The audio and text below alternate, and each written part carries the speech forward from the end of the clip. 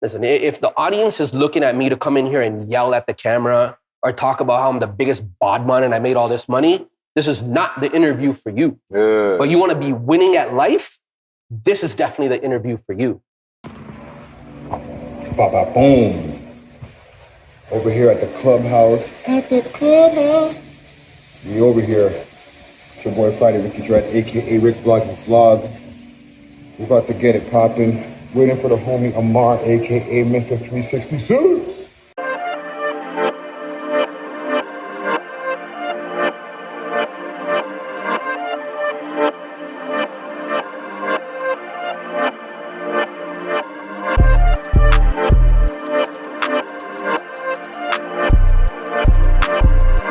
Your boy Friday Ricky Dred, aka Rick Vloggy Vlog. And yeah, man, I'm just about to put together this set here. You know what I'm saying? I'll do a little montage video, fast motion. Oh, I think the man of the hour is popping up.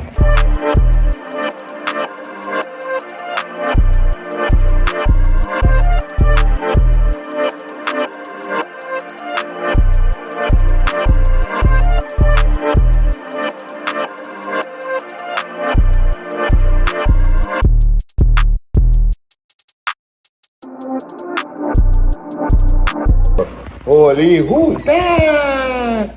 Jeez. Amar in the building, aka Mr. 366. Yeah. So yeah, I ran my, I told you about my theory for the Chinese housing market, right?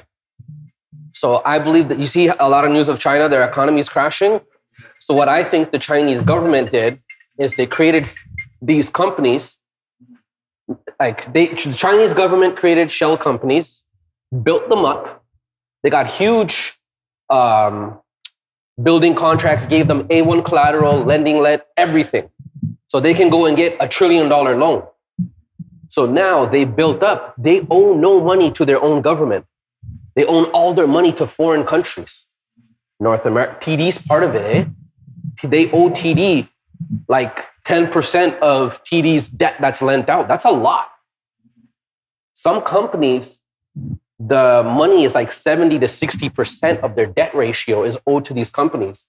So China, what I think China is doing, they set up these companies. They went to America, to England, to Canada to borrow the money. They're gonna falter on the loan, on the loans, and those banks and those economies will come down further. And then these companies can't be like, oh, we're taking the Chinese land. And they'll be like, yo, this is a communist country. You did business, your problem, not ours. If they have property outside of China, you can take it. So now they're going to step in, they'll bail out the own companies that they made, and then they'll rebuild the buildings, look like heroes for their citizens, and they're just too smart, very honestly. I've been seeing, so I seen this housing market thing like a while ago, and I finally had it on like, I have a list of things that I got to research. So it came on my list, and it was like the 11th thing. So I finally got to it this month that I got to do a deep dive into, and that's my theory. I'm just taking it all in. You know what I'm saying? No, I'm not a financial advisor, but you don't know something. Self-educated. Yo, you gotta think outside the box, bro. Like, yo, you have to remember, this is a war of attrition. Nobody's gonna use a nuclear weapon. Hold on, Omar. Attrition, please. I know attrition, but like because there's people, by the way, right? The record button's already on. Yeah. Attrition for the people in the audience who don't understand what the fuck that means. Okay. Basically just, I don't know, man. You can't deplete your assets, right? You can't shoot all your bullets. It's a war of attrition. Okay. You fire 6, save 3. You know what I mean? Fire 6, save 3. Yo, listen, man. I'm hearing you put down some game right now before we get into our conversation that we're about to have right now, and like at the same time of like looking at the space that I'm in, and I'm like, yo, bro, it's a lot of accomplishments over the years, man. Thank you. One thing I always try to fucking like think back to is where exactly did we fucking first meet? So I seen you online. Mm-hmm. And then I go to Roll Nation on Yonge Street. And then I think you were coming out of the West Indian restaurant. Mm-hmm. And I was, no, I met you in the halfway house first. That's what I'm talking about. That's where I met you. And I met you on Sherburne. That's where I met you first, actually. I started thinking about new life. Yeah. So old life. Way back. Yes, like probably about like 11 years ago, 10 years ago. 2010, I was in the halfway house on APR. Yeah. Violated that. But that's where I originally met you, in one of those little shitty houses. Yeah. That's where I met you first. We were going through a different time, bro. That's like a transitional time. You know what?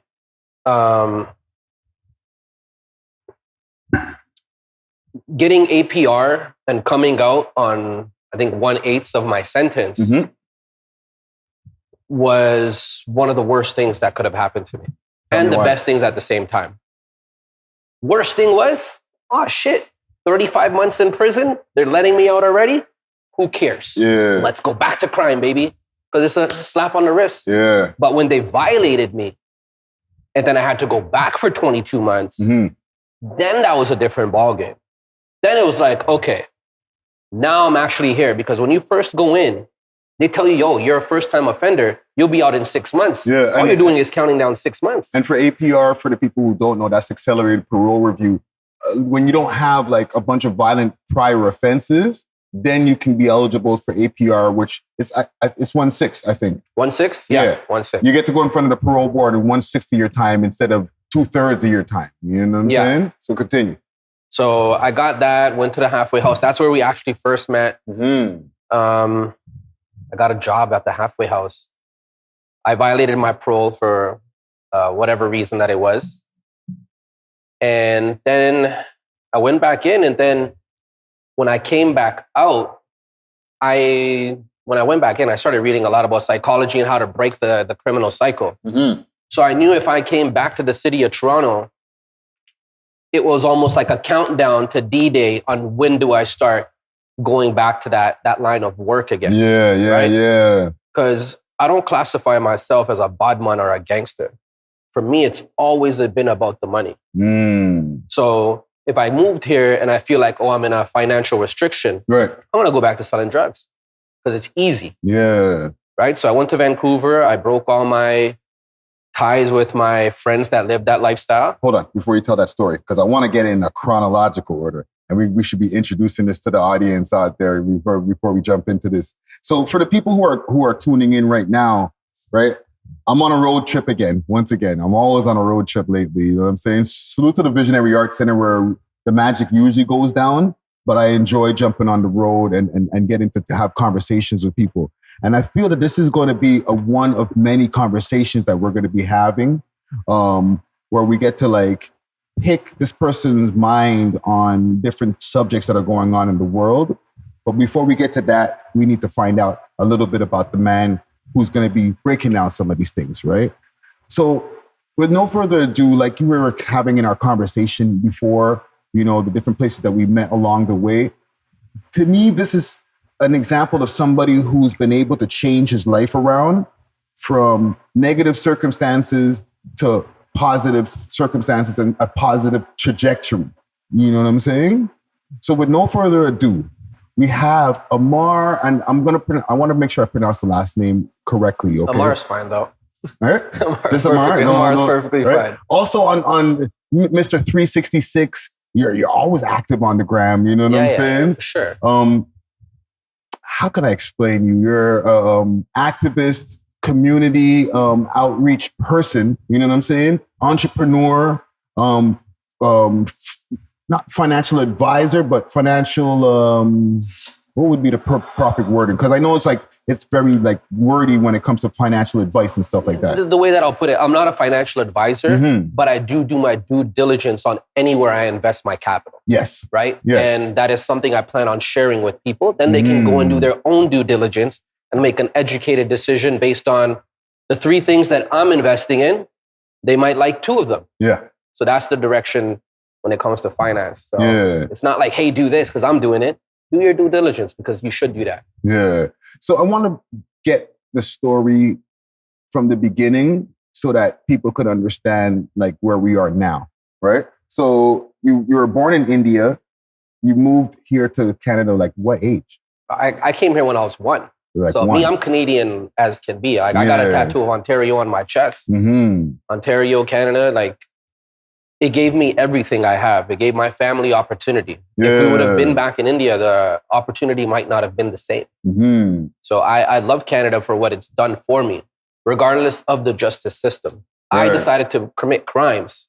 I had to pay for them. So I can't be mad at the cops. I can't be mad at the government. It doesn't work like that. And when you first got here, it was just you and your moms when you first got here, or were you here with your moms and your pops? No, so my father was already here. Okay. And then he brought me and my mom over. And we had my sister a few years later. And then we had the unfortunate, they couldn't get along, abusive household. My mom decided to make the best decision possible to protect my family. We went to a shelter, stayed there for like about a year and change. Moved back to our old neighborhood. I remember lying to all my friends, where did you go? I went to India. Meanwhile, I was staring at a shelter by Warden and St. Clair. There's a battered women's shelter back there. Around what age were you around this time? Grade 2, I think. Oh shit, it's like around 8? Yeah. Wow. I was young. My sister lived with my grandparents for years after. Were you going to school at that time? Yeah. I was going to Glamorgan Public School that time. So, like, you're just like, I guess, beginning to explain, like, the kids in school didn't know that you were going back to a shelter after school. Big salute to our sponsors, Astro Pink. Make sure to check them out on their website, myastropink.com, or check out their Instagram page, astro_pink. Loudest loud. All right, if you know, you know. One thing I realized as I grew up is a lot of what happens in our households, nobody talks about. Yeah. Especially when you come in from a disenfranchised neighborhood. You're not going to talk about that your mom's an alcoholic. You're not going to talk about that your dad just went to jail. Or your dad beats your mom. You just keep everything in. You go with the story that your family tells you to present. Your school might know that you're in a shelter, but your friends don't know. That's just, you just got to absorb it, I guess, and keep it within. So even like during that time, you know, like you're going the preteen times, right? And you're going to school, your family's living in a shelter. Like, how are the teachers interacting with you? You know what? I can't remember the elementary school that I went to for that year. But I do remember that I used to walk by this cemetery every morning.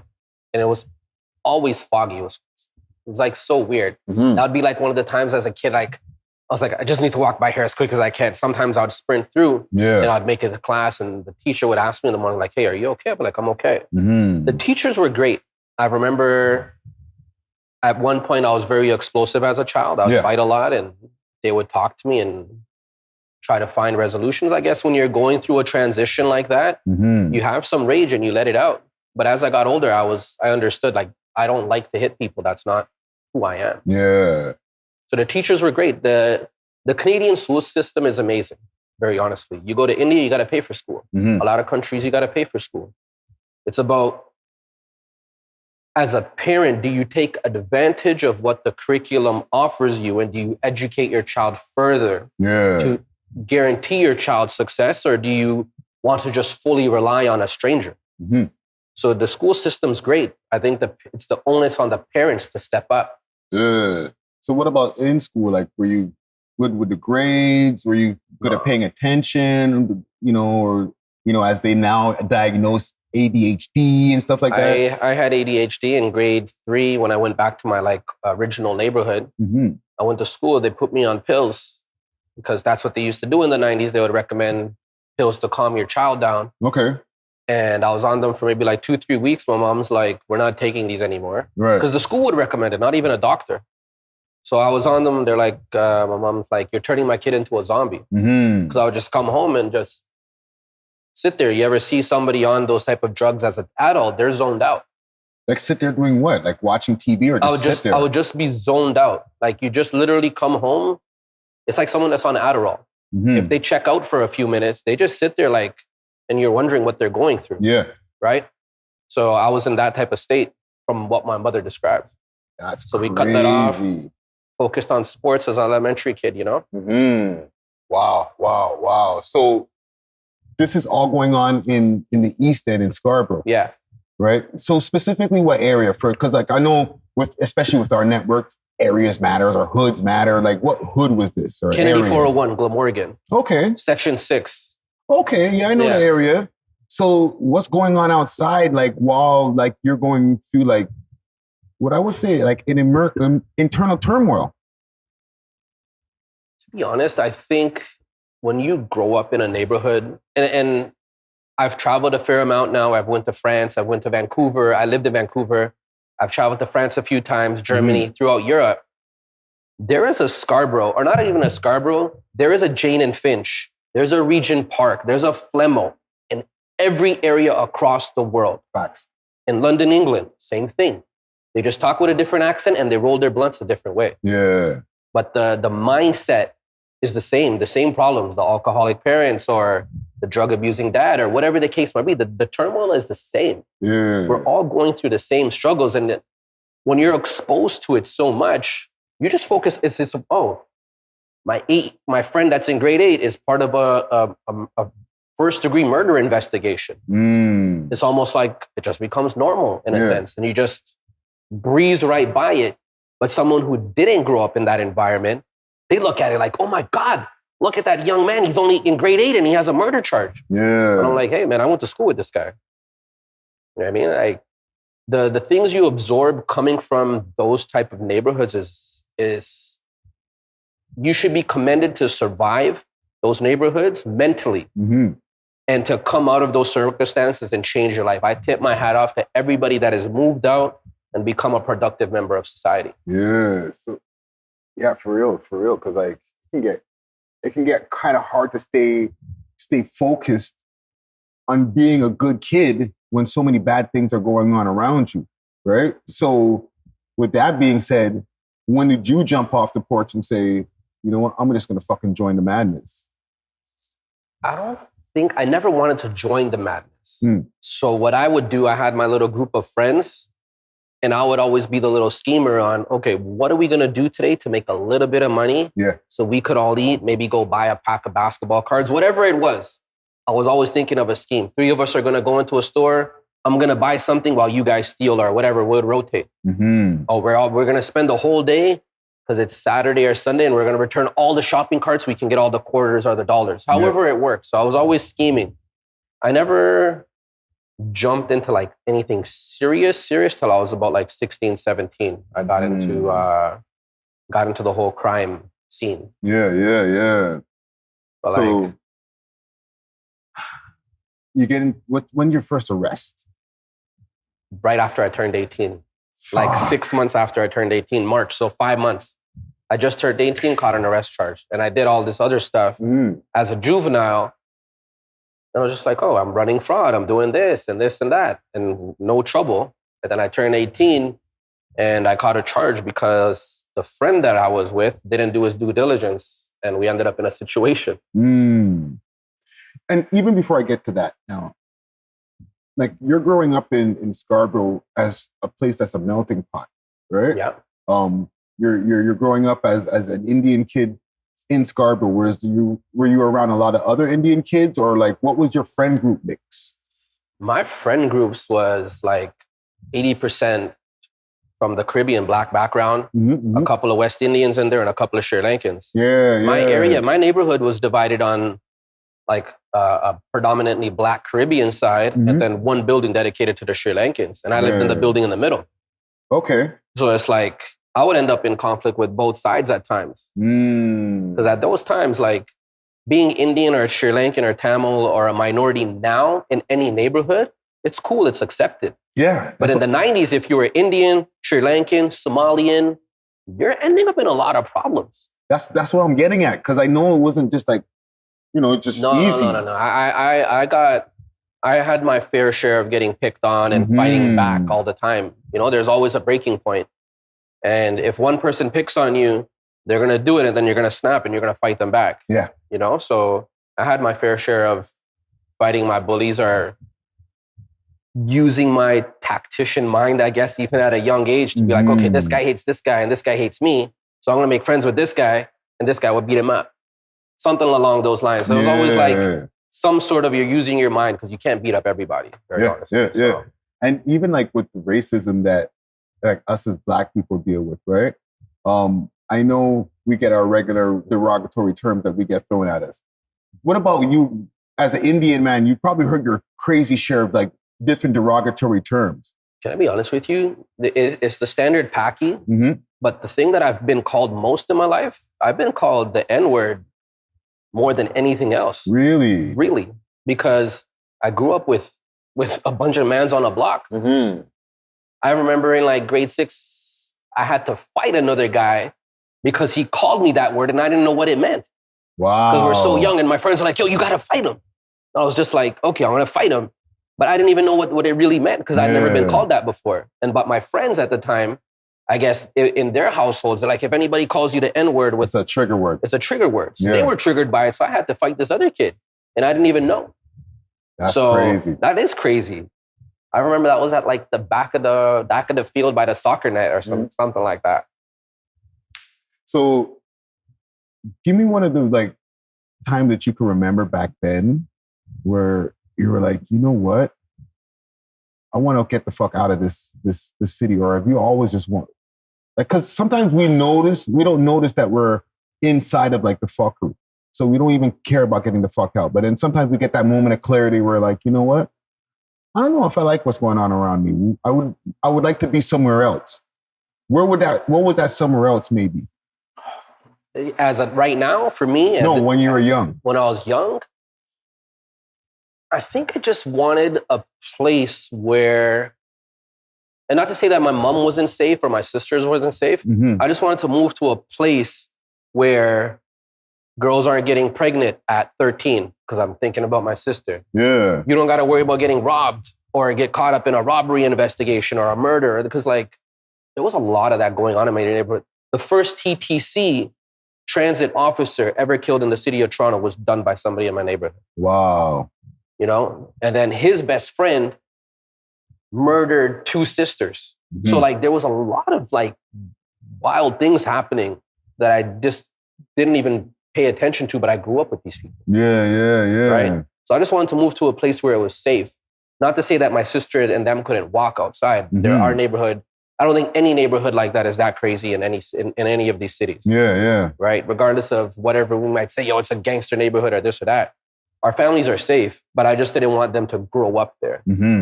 So anywhere out of a disenfranchised neighborhood where they're safe, you know, like a good place to raise kids. And there's other parts of Scarborough that are amazing. Yeah. Right? You go to Port Union, it's a totally different world. Yeah.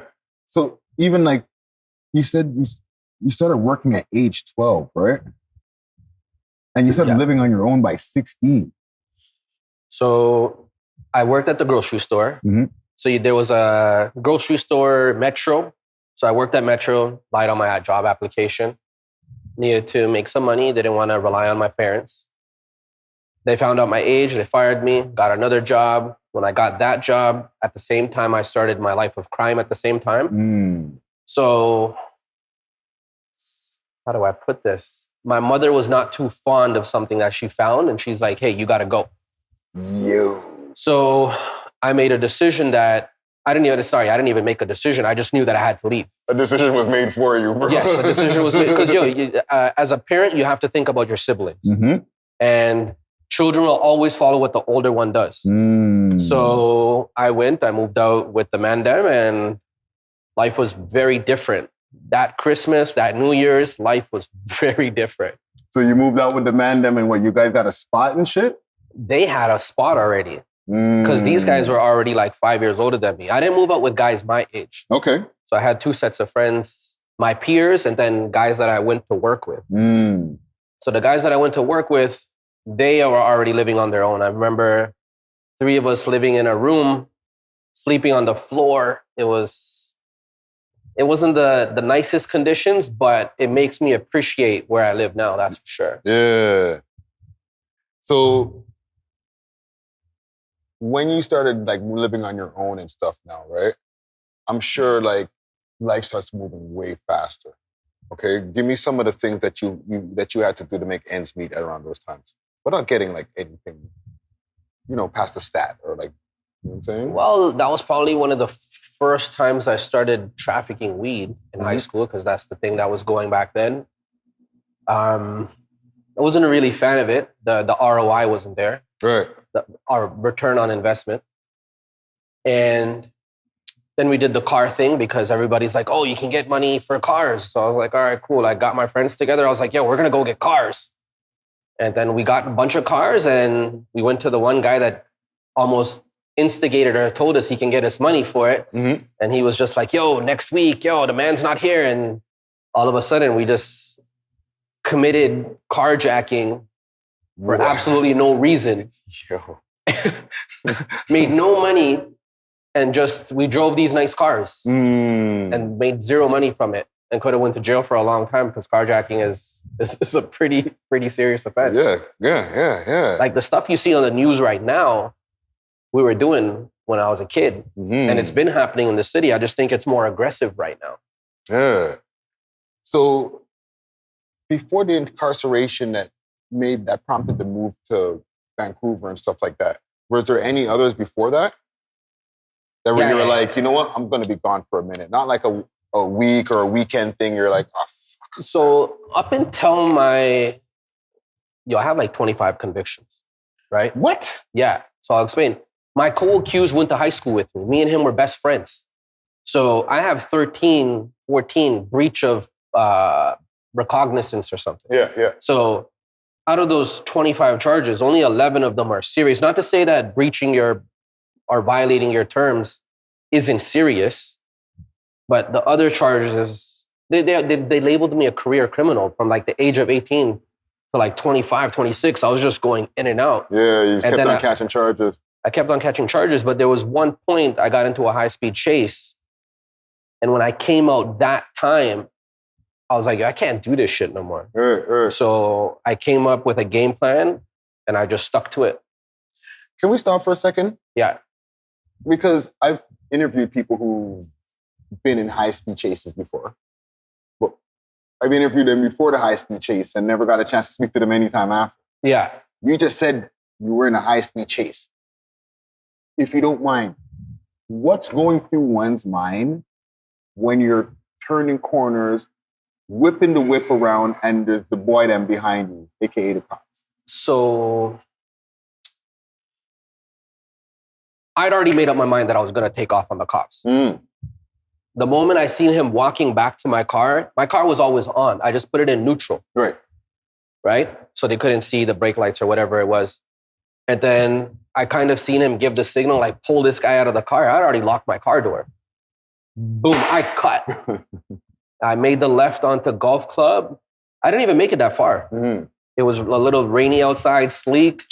And then I went to make a hard right turn on Bremerton. I turned that Pontiac like it was a Mercedes. And to be very honest with you, there's like 2 light poles.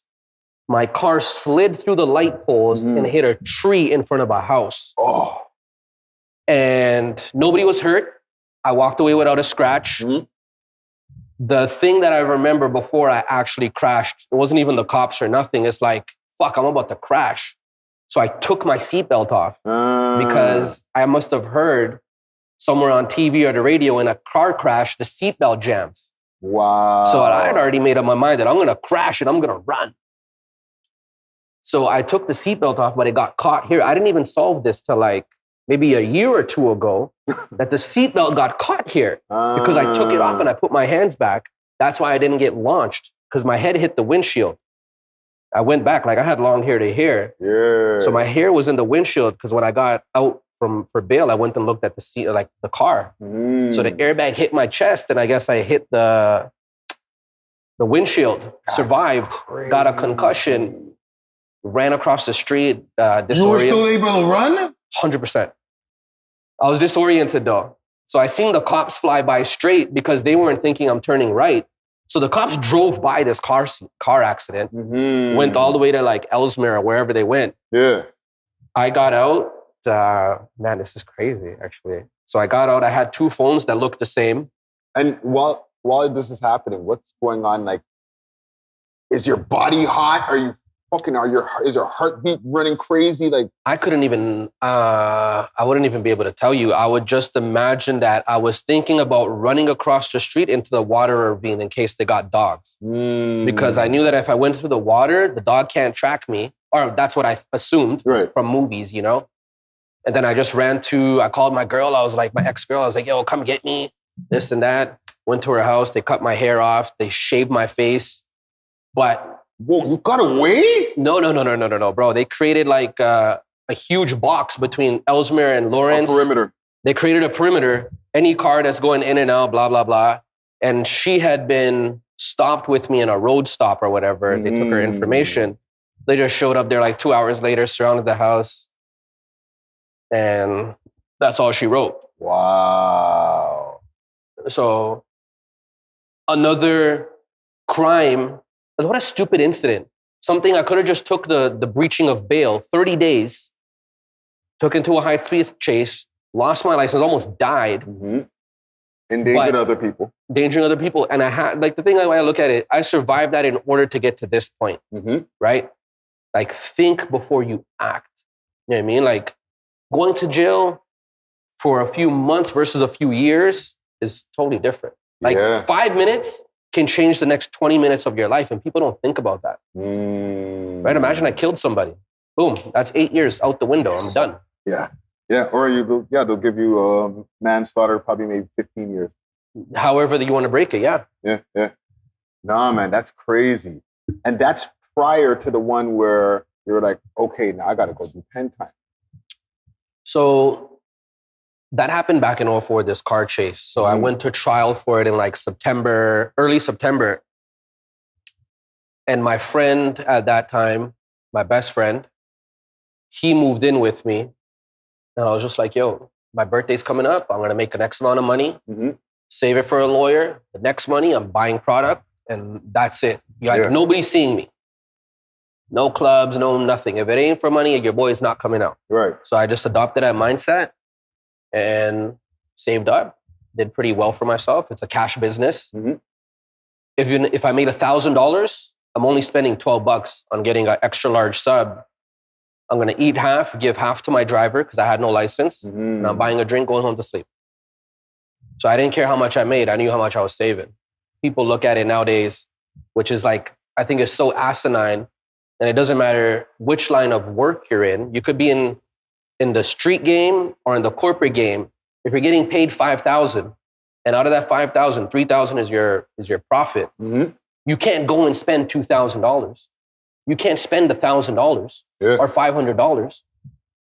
Because what if next month you only make $4,000, right? Yeah. So me, I've always been a miser, right? There's a time to save and then there's a time to spend. So me, I always looked at it like for the next year, I am grinding it out. Yeah. So I grinded it out. I elevated my game, started picking up higher volumes of product, grew my network, grew my business. And then I had a nice, like, I think 3-4 year run where I didn't get arrested. And then when they didn't get arrested, when they came and finally caught up with me, because you got to ask yourself, have you ever seen an old drug dealer? You ever seen an old escort, an old stripper? Why do you see them? Because they were not successful. Yeah, like they're still doing it. Well, you can't be 35, 40, unless you're like up there in the game. Yeah.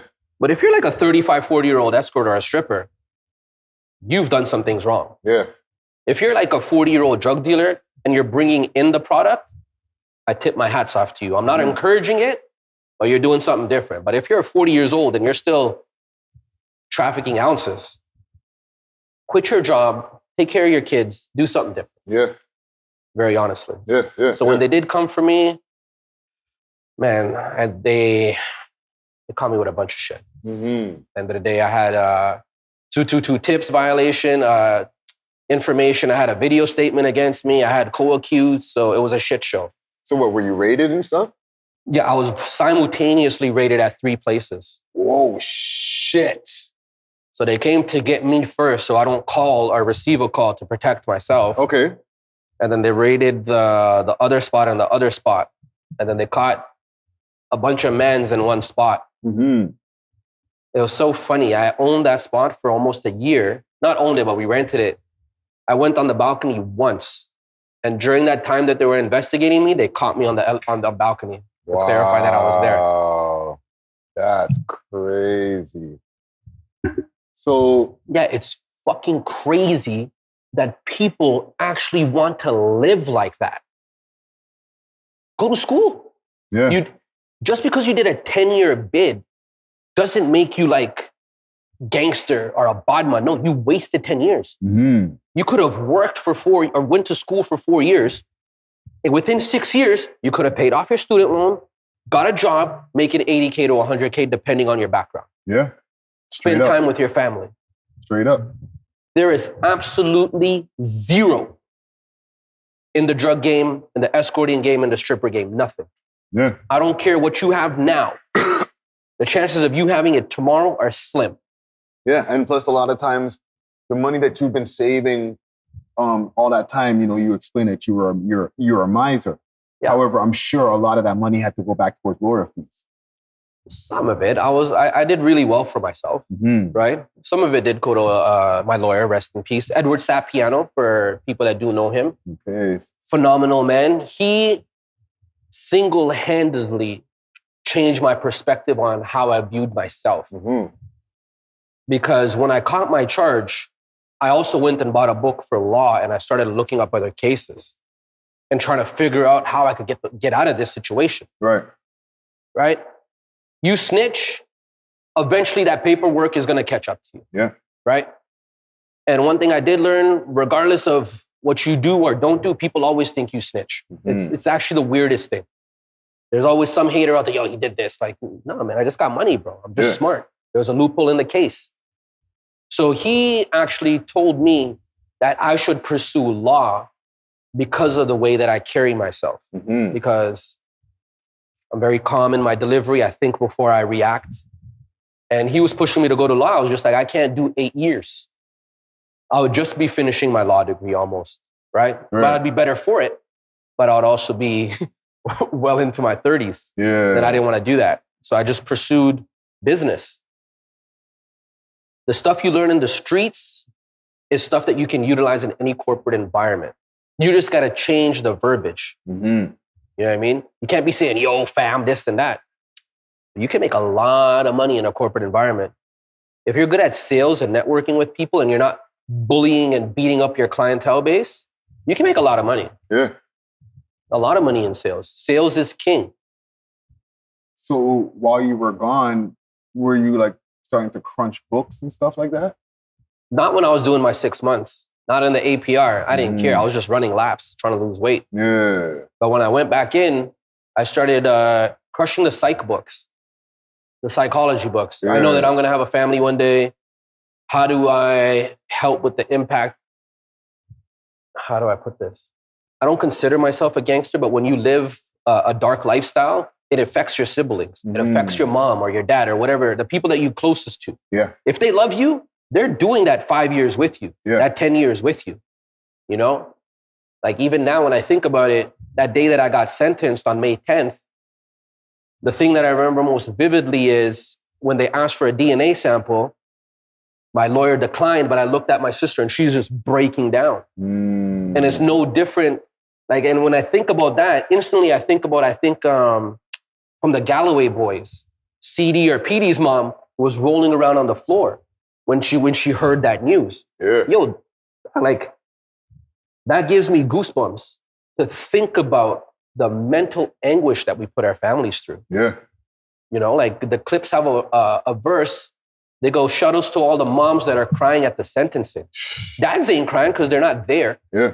Because I wholeheartedly believe if you have a positive male role model in your life, you will typically not end up in those type of situations. Mm-hmm. So it's always the moms that cry. It's the sisters that cry. So you're not a bodman by yourself. You're just destroying your house. Yeah. For what? To go flex on the gram with your shitty 10-carat chain? To blow it in a club? Come on. Bro, I never even bought a bottle in a club till I turned 25. I owned a property, a business, and a foreign car. And this generation right now, they got a used Honda Civic, living in the metros, and they're blowing all their money at the club. For what? Nobody cares except you. Yeah. And most likely, just like a lot of people that are under the age of 30, they're insecure men or women. So they feel that by showing that they're rich, I got 2 Rolexes. For what? Why do you have 2 Rolexes and no property? Yeah. Yeah. So what made you realize that because I don't think it was something that happened from when you were in jail. I feel like you started having these realizations prior to getting that incarceration time. So, like I said, I started a business, right? And then when you start a business, I started reading business books. And when you start a business, you have to have an exit plan. Yeah. So as a drug dealer, my exit plan is like, you know what? I'm going to sell drugs for the next 12 years. At 35, I'm going to cash out. I'll have $1 million because I was making $100K a year that time, cash. And I'm going to cash out when I'm 35. So that'll give me 1.2 million on top of whatever assets and stuff that I accumulate. Right. That did not happen. I wish it did. But I always knew that there's a way to get out of this. Most people start selling drugs and have zero idea what they're doing. Nobody cares that you bought Dior, except you. Yeah. You want to attract a baddie because of the way you're dressed, and then you get her pregnant, and now she's on the gram twerking in front of somebody else, and you're losing your shit. Yeah, because you can't even afford the clothes no more. It's not even that, bro. You don't want a baddie. You want a woman. Yeah. You want a woman that's going to support you. If you're from the block and you're selling drugs, don't go for a girl that's also from the block.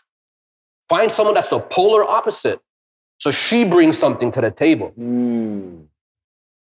Go for someone that has, I always dated somebody that had a degree. I've dated a doctor, a dentist, massive social media marketer for like $1 billion company. I always dated the polar opposite. Yeah. Why? Because I don't want to deal with certain problems, because you always got to think of a household. Even the way that I selected the woman that I'm with now, family values, did a master's in fashion, amazing woman.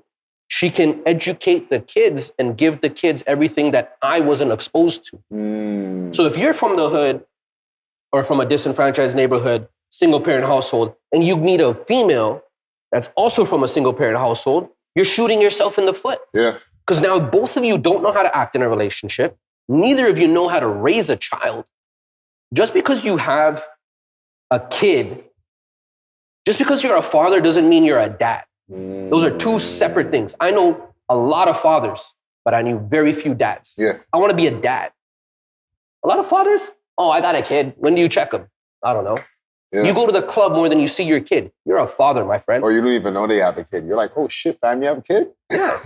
Yeah, fam, I got 3 of them. Yo! With different baby moms. Yeah. I went to go get a haircut today. And you hang with the guy every day. Like, I literally said, so my best friend that moved in with me at that time, and I was just looking at it like how life has changed in almost 20 years. And like, I still love him like a brother, but he's a waste man. Like, I would best describe him as Fredo from The Godfather, for whoever's ever watched that movie. Yeah. You know, somebody that always wanted to make it, but didn't want to put in the work. And that's a lot of people. Yeah, yeah. Yeah, man, that's some serious shit, bro. So you make it home now, and you decide to go all the way to the fucking West Coast. Yeah. What prompted that move in the first place for a Scarborough man? Well, oh man. So prior to going in, I had met a female who was here for learning how to become a dentist. She moved back to Vancouver. I was like, okay, so me and her kept in touch, built a relationship. We already had one. Once I went away, obviously you're on the phone, this, that, and the third. She started to come to see me, went through the whole progression. I was like, yo, I want to move to Vancouver because I want to break my criminal cycle. Yeah. Because at the end of the day, when you wake up in the morning, you brush your teeth, you know the man in the mirror. You know if you want to be a good guy or a bad guy. Yeah. Right?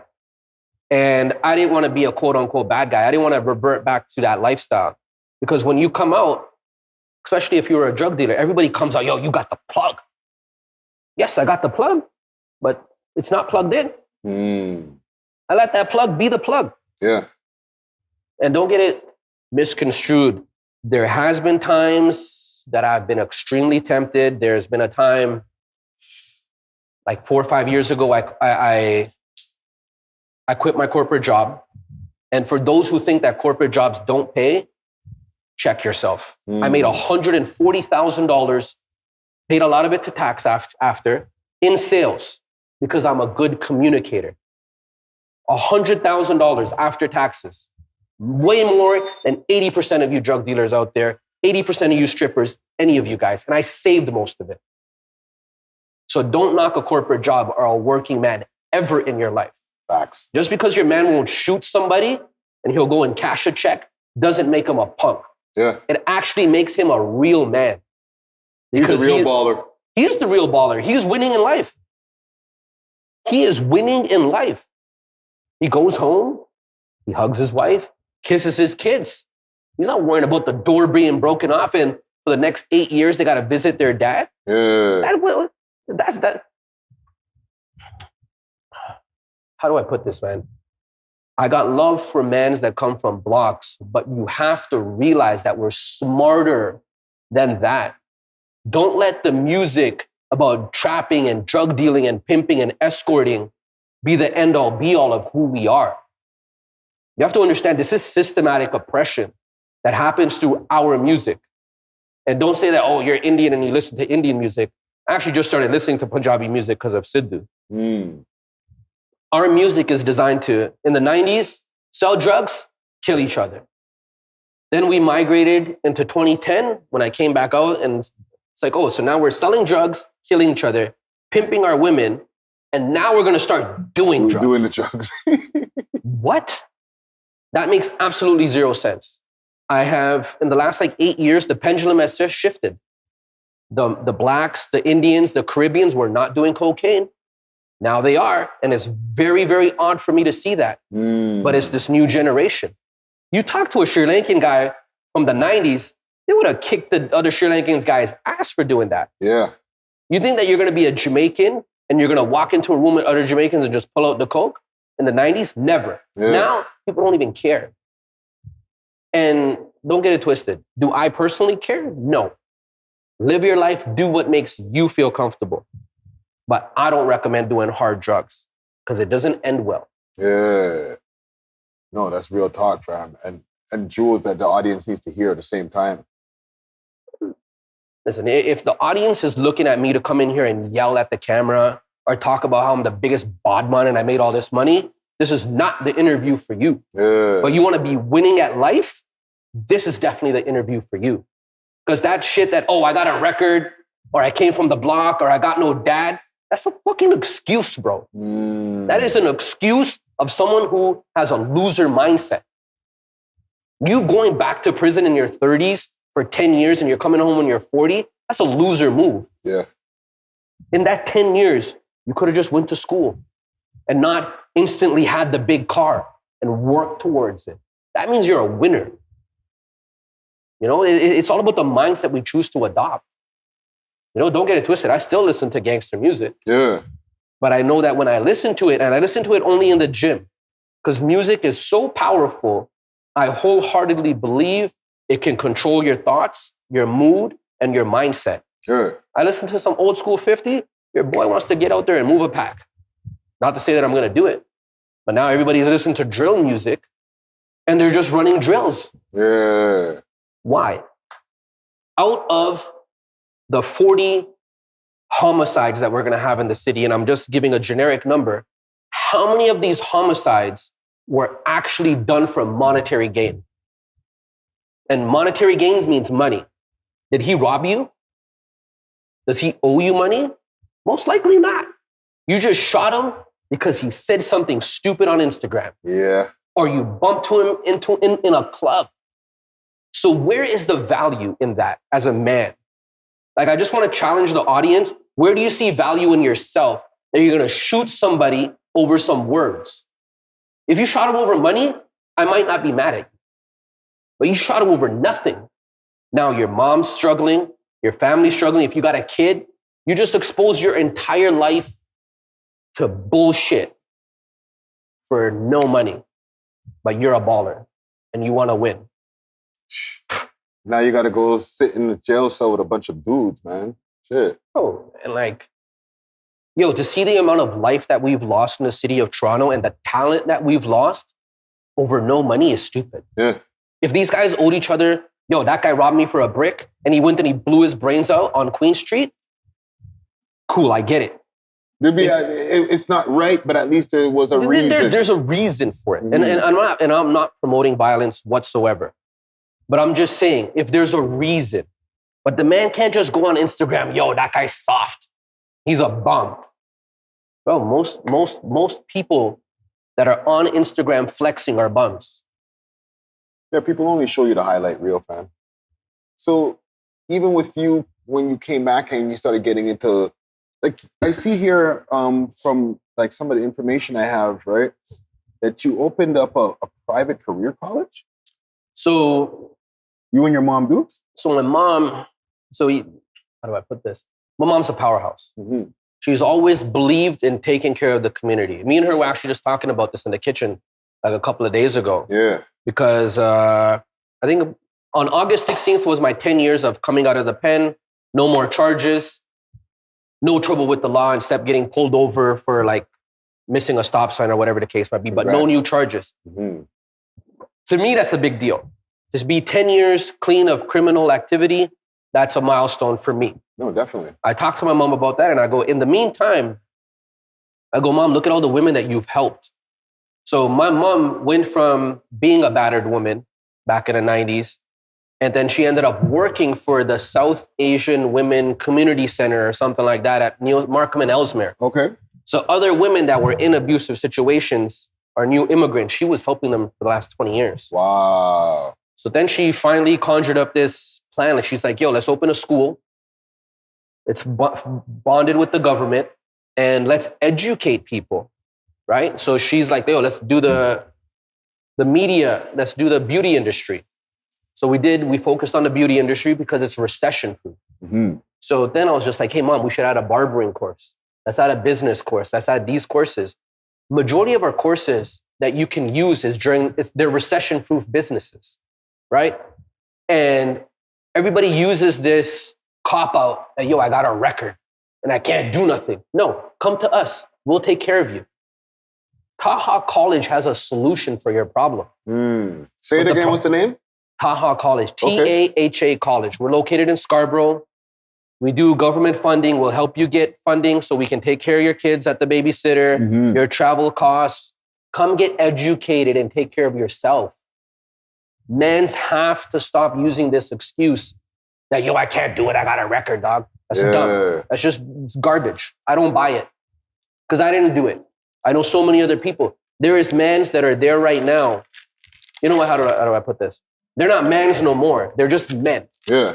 There's men there that have done their thing and they're bettering their lives. They're taking care of their families, opening a legitimate business and going home to their family every night. Dope. Right? Dope. And before we even get to where we are here, right? You also had something called the Healthy Hearts Community Nutrition Club. So Healthy Hearts Breakfast Club is an idea that spawned out of Clubhouse. Okay. So this is post Clubhouse. This is post Clubhouse. Okay. So it spawned in the old location. Okay. So I think it was just during COVID. I think I know exactly what it was. So French 3M, he does something that's actually great. He gives back to the community every year on his birthday. So I know people within his inner circle. I was just like, yo, we want to donate 600 meals. Right. So we helped donate 600 meals for the cause. And he also did it this year. I think they took care of the kids in Regent Park during Ramadan. So we were a part of that. Nice. So Healthy Hearts spawned out of there. Now, has it been the most active as of late? No, because there's been so much other life going on. But that is definitely not an endeavor that we're looking to pass up or forget about, because kids do need a healthy solution for nutrition on their way to school every morning. Yeah, yeah. And then I guess because I put the order a little bit out of the chronological order, we're here in Clubhouse. Yes. But this is like the second generation of what you originally had as a fitness center. Yes. And this is more than just a fitness center. So this is what we call a power center. Okay, talk to me about that. In the power center, we got fitness over here. We got a nutrition bar in the middle, and then we got a cafe area on the right. And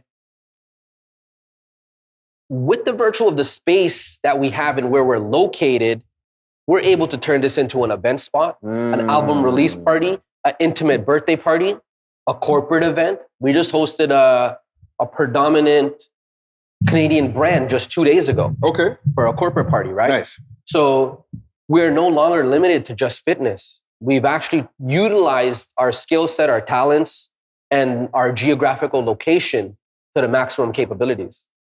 With the Clubhouse, right? Give me some of the obstacle that dealing with the Clubhouse as far as opening it during the pandemic. So opening Clubhouse, so we were going to shut down our own location, pack up the bags and go. Mm-hmm. And we as a team were just like, we can't just pack in, we can't let the pandemic get the best of us. So we started looking around within the neighborhood, and we went to go look at the second floor. And with my curious mind, I was like, let me see what's upstairs. I walked upstairs and I was just like, yo, this is sick. And what an amazing spot. It didn't look like this. We blew out all the walls. Right. And John that was in here, he was here for 27 years. And for the Canadians that have been here long enough, you'll remember there was a commercial called Body Break. So Body Break was filmed out of this location. That's crazy. And then we moved in. Body Break? So the difficulties that we had to figure out how we were going to navigate and pay rent during lockdown. So at the end of the day, by any means necessary, as long as it's legal, we accomplished our goal every month, utilizing our network of family, friends, and the neighborhood. And the thing that we had to do during the pandemic, can I say we're in the pandemic still? Yeah, I think we are still. It's safe to say. I don't think we're fully out, but I believe a lot of businesses had a lot of competition this summer. Everybody wanted to be outdoors. So if you had any indoor type of business outside of clubbing, everybody was at a festival, everybody was at a beach. It's like, you go camping? Yeah, I just started this year. I'm like, okay, cool. So there was a lot of competition. So we went through those hurdles, but we achieved and learned a lot. Now, in terms of challenges during COVID, I think the biggest challenge would be to be staying optimistic, because there's times where you run into difficulty of supplies, or you run into a difficulty of this, or we have people that run an event and it might not be as successful because they also didn't think about the competition of what's happening. Yeah. Right? I think the fall for events is going to be amazing. We're already in Q4, we're already booked up 40% of Q4 for events, right? We got corporate events, we got Halloween, we got late birthdays. People can't be outside anymore. Now the pendulum is going to shift back in our indoor favors. Yeah. And with everything that you've gone through over the years, right? Yeah. With the incarceration, growing up in the hood, traveling, starting businesses. What's one thing, and this is a question I feel like I've been asking as a recurring question. What's one thing that you wish you knew then that you know now? Buy Bitcoin 10 years ago. They had Bitcoin 10 years ago? Yeah, it came out, I think 2008, they had the white paper. And then I think 2009, 2010, it was actually launched at near pennies. For the taking. And now it's become one of the world's largest, fastest growing assets in the last 13 years, which is actually amazing. Yeah. But if there is something that I wish I could tell myself 10, 15, 20 years ago, I would go back and tell myself that don't do this. Don't carry a firearm. Don't sell drugs. Go to school. Yeah. If you don't want to go to school, go to work. You'll still be not as traumatized from the shit you see in the street. And I don't care how gangster you are. You see your friend lose your life, you're over there crying, bro. Mm-hmm. I don't care what you say. Oh, yo, I don't cry. Nah, man, you just lost your best friend that you grew up with and his blamed and he got murdered. You're crying. I don't care who you are. Yeah. Your sister's traumatized because you went to prison for 10 years. She has no dad, no father figure, and she lost her brother. Now she has no male role models. You know who's going to be her role model? Quite possibly a pimp. Another guy that came from a shitty household, single parent household. Now he's going to be with your sister, cheat on her, might even beat her. So it's not worth it. Take the slow route. Don't get rich today, get wealthy tomorrow. Game. Holy. The man dropped the jewel. Yo, listen. Okay, we'll end the history part there. But I still want to keep you for a quick couple of things, okay?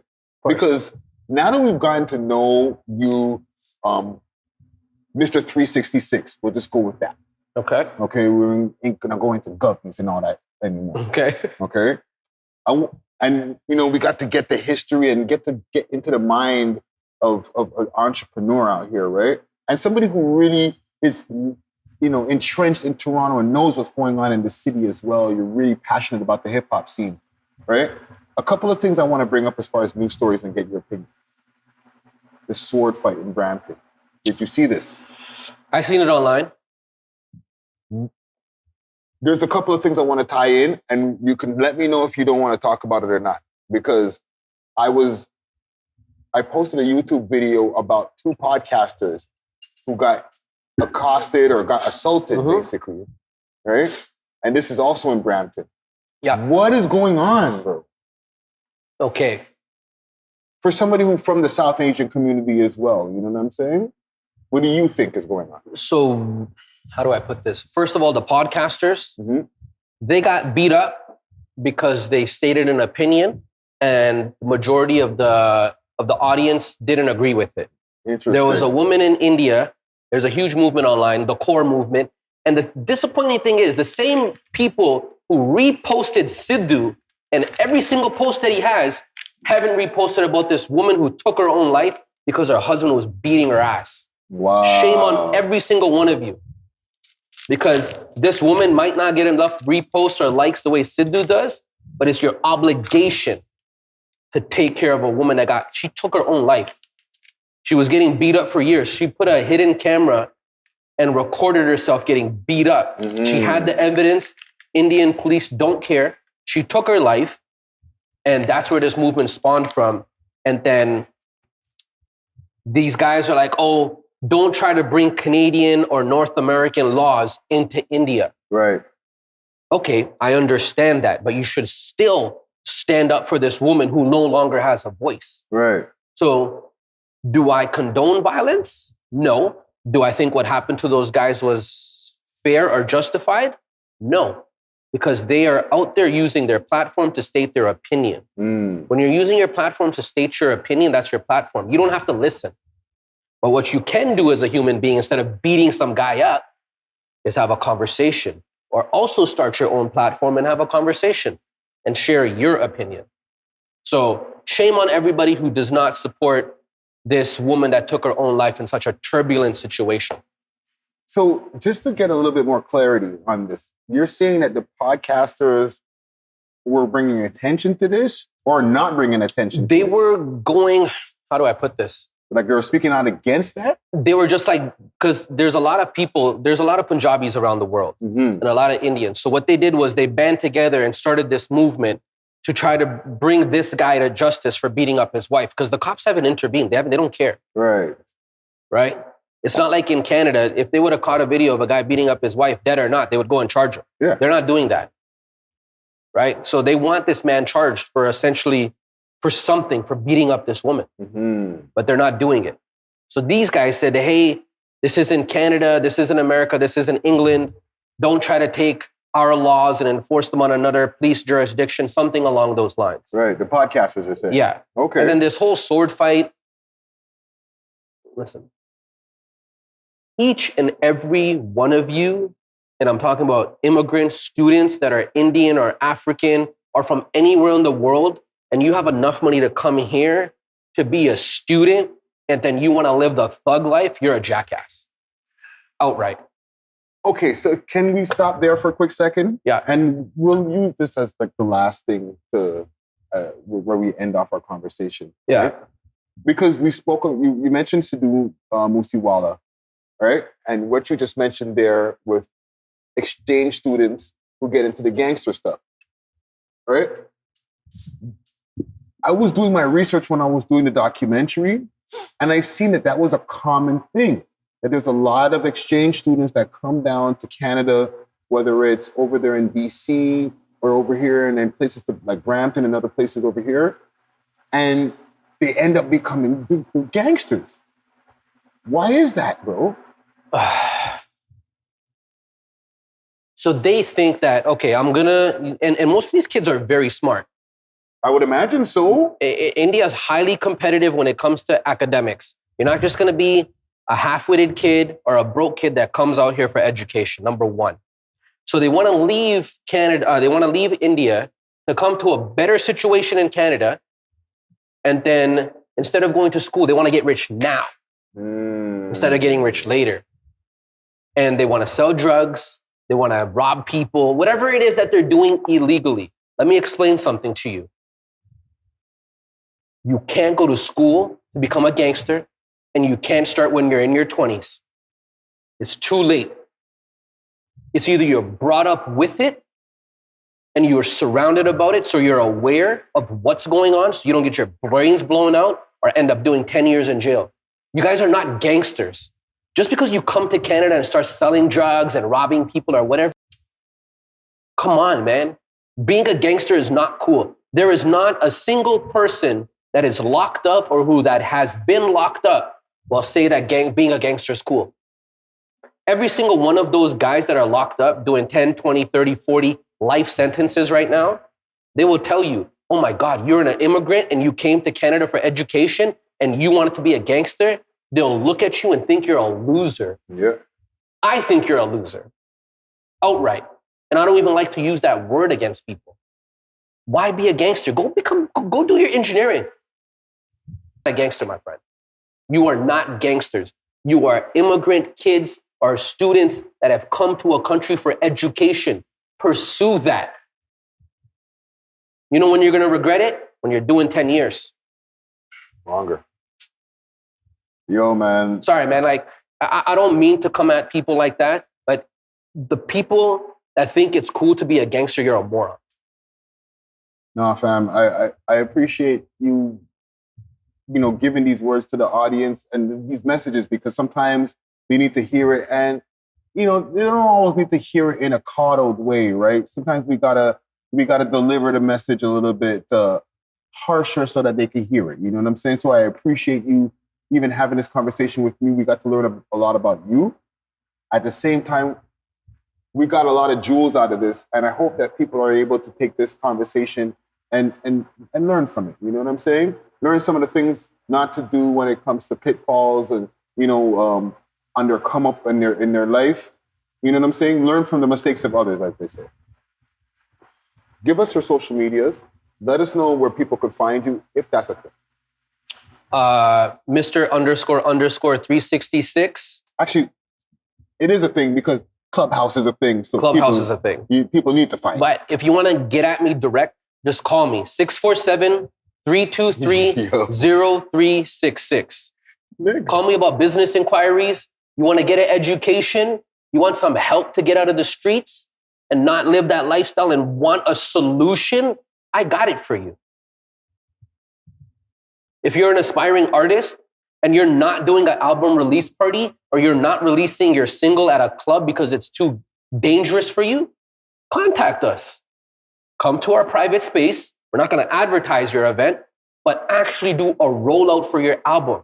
I actually think it's so disappointing that Toronto artists do not value doing an album release party or a listening party.